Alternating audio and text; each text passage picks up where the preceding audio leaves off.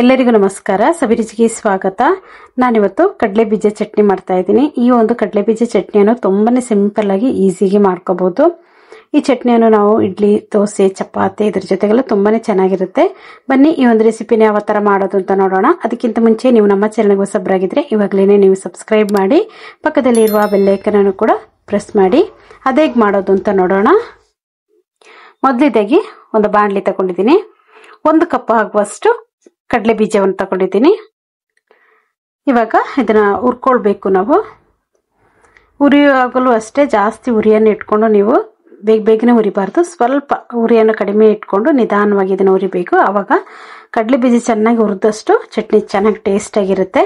ಒಂದು 4 ಎಸಳು ಬೆಳ್ಳುಳ್ಳಿ ಹಾಕೊಂಡಿದ್ದೀನಿ. ಒಂದು ಈರುಳ್ಳಿಯನ್ನು ಕಟ್ ಮಾಡಿ ಹಾಕೊಂಡಿದ್ದೀನಿ.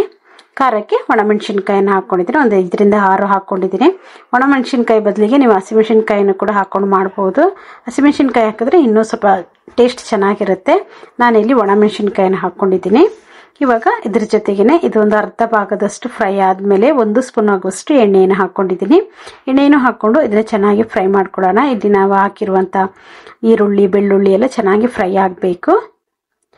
ನೋಡಿ, ಇವಾಗ ಇದು ಚೆನ್ನಾಗಿ ಫ್ರೈ ಆಗಿದೆ. ನೋಡಿ, ಇಷ್ಟ ಆದ್ರೆ ಸಾಕು. ಇದು ಪೂರ್ತಿಯಾಗಿ ಇವಾಗ ತಣ್ಣಗಾಗ್ಲಿ. ಇದ್ರ ಜೊತೆಗೇನೆ 1-2 ಸ್ಪೂನ್ ಆಗುವಷ್ಟು ಹುರುಗಡಲೆಯನ್ನು ಹಾಕೊಂಡಿದ್ದೀನಿ. ಹಾಕೊಂಡು ಸುಮ್ಮನೆ ಇದು ಬಿಸಿ ಆದ್ರೆ ಸಾಕು. ಬಾಂಡ್ಲಿ ಹೆಂಗೂ ಬಿಸಿ ಇರುತ್ತಲ್ಲ, ಅದ್ರಲ್ಲೇ ಅದು ಬಿಸಿ ಆದ್ರೆ ಸಾಕು. ಇವಾಗ ಇದು ಪೂರ್ತಿಯಾಗಿ ತಣ್ಣಗಾಗ್ಲಿ. ನೋಡಿ, ಇವಾಗ ಇದು ಪೂರ್ತಿಯಾಗಿ ತಣ್ಣಗಾಗಿದೆ. ತಣ್ಣಗಾದ್ಮೇಲೆ ಒಂದು ಮಿಕ್ಸಿ ಜಾರ್ ತಗೊಂಡಿದ್ದೀನಿ. ಅದಕ್ಕೆ ನಾನು ಹುರಿದಿಟ್ಟಿರುವಂತ ಈ ಎಲ್ಲ ಕಡಲೆ ಬೀಜವನ್ನು ಹಾಕೊಳ್ತಾ ಇದ್ದೀನಿ. ನೋಡಿ, ಇವಾಗ ಎಲ್ಲವನ್ನ ಹಾಕೊಂಡಿದ್ದೀನಿ.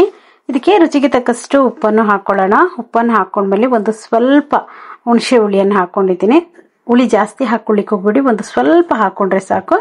ಇದಕ್ಕೆ ನೀರನ್ನು ಹಾಕೊಂಡು ನಾವು ಇದನ್ನ ಗ್ರೈಂಡ್ ಮಾಡ್ಕೊಳ್ಳೋಣ. ಇವಾಗ ನೋಡಿ, ಇದನ್ನ ಗ್ರೈಂಡ್ ಮಾಡ್ಕೊಂಡಿದ್ದೀನಿ. ನೋಡಿ, ಇವಾಗ ಇದ್ರ ಜೊತೆಗೆ ಒಂದು ಸ್ವಲ್ಪ ಕೊತ್ತಂಬರಿ ಸೊಪ್ಪನ್ನು ಕೂಡ ನಾವು ಹಾಕೊಳ್ಳೋಣ. ಈ ತರ ನಾವು ಕೊತ್ತಂಬರಿ ಸೊಪ್ಪನ್ನು ಹಾಕೋದ್ರಿಂದ ತುಂಬಾನೇ ಚೆನ್ನಾಗಿರುತ್ತೆ. ನೋಡಕ್ಕೆ ಇದು ಕಲರ್ ಕೂಡ ಚೆನ್ನಾಗಿರುತ್ತೆ. ನೋಡಿ, ಇವಾಗ ಚೆನ್ನಾಗಿ ಇದನ್ನ ಗ್ರೈಂಡ್ ಮಾಡ್ಕೊಂಡಿದ್ದೀನಿ. ಸುಮ್ಮನೆ ಒಂದು ಸಲ ನೀವು ಇದನ್ನ ತಿರುಗಿಸ್ಕೊಂಡ್ರೆ ಸಾಕು. ಜಾಸ್ತಿ ನುಣ್ಣಗಾಗಬೇಕು ಅಂತ ಏನಿಲ್ಲ. ಕೊತ್ತಂಬರಿ ಸೊಪ್ಪು ಹಾಕಿದ್ಮೇಲೆ ಇವಾಗ ಇದೊಂದು ಮಿಕ್ಸಿಂಗ್ ಬೌಲ್ಗೆ ಹಾಕೊಳ್ಳೋಣ. ಇವಾಗ ಈ ಚಟ್ನಿಗೆ ಒಂದು ಒಗ್ಗರಣೆಯನ್ನು ಕೂಡ ನಾವು ಹಾಕೊಳ್ಬೇಕು. ಇಲ್ಲಿ ಒಂದು ಒಗ್ಗರಣೆ ಪಾತ್ರೆಯನ್ನು ಇಟ್ಕೊಂಡಿದ್ದೀನಿ. ಅದಕ್ಕೆ ನಾನು 1 ಸ್ಪೂನ್ ಆಗುವಷ್ಟು ಎಣ್ಣೆಯನ್ನು ಹಾಕೊಂಡಿದ್ದೀನಿ. ಎಣ್ಣೆ ಚೆನ್ನಾಗಿ ಬಿಸಿ ಆಗಲಿ. ಎಣ್ಣೆ ಬಿಸಿ ಆಗಿದೆ. ಒಂದು 1/4 ಸ್ಪೂನ್ ಆಗುವಷ್ಟು ಸಾಸಿವೆಯನ್ನು ಹಾಕೊಂಡಿದ್ದೀನಿ. ಒಂದು 1/4 ಸ್ಪೂನ್ ಆಗುವಷ್ಟು ಉದ್ದಿನ ಬೇಳೆಯನ್ನು ಕೂಡ ನಾನಿಲ್ಲಿ ಸೇರಿಸ್ಕೊಳ್ತಾ ಇದ್ದೀನಿ. ಇದ್ರ ಜೊತೆಗೇನೆ ಸ್ವಲ್ಪ ಕರಿಬೇವಿನ ಸೊಪ್ಪನ್ನು ಹಾಕೊಳ್ಳೋಣ. ಹಾಕೊಂಡು ಈ ಒಂದು ಒಗ್ಗರಣೆಯನ್ನು ಚಟ್ನಿಗೆ ನಾವು ಮಿಕ್ಸ್ ಮಾಡ್ಕೊಳ್ಳೋಣ. ಇವಾಗ ಈ ಒಗ್ಗರಣೆಯನ್ನು ಚಟ್ನಿಗೆ ಹಾಕೊಳ್ತಾ ಇದ್ದೀನಿ. ನೋಡಿ, ತುಂಬಾನೇ ಚೆನ್ನಾಗಿರುತ್ತೆ. ಈ ತರ ಒಂದು ಚಟ್ನಿ ನೀವು ಕೂಡ ಒಮ್ಮೆ ಟ್ರೈ ಮಾಡಿ. ತುಂಬಾನೇ ಈಸಿಯಾಗಿ ಮಾಡ್ಕೋಬಹುದು. ರುಚಿ ಅಂತೂ ತುಂಬಾನೇ ಚೆನ್ನಾಗಿರುತ್ತೆ.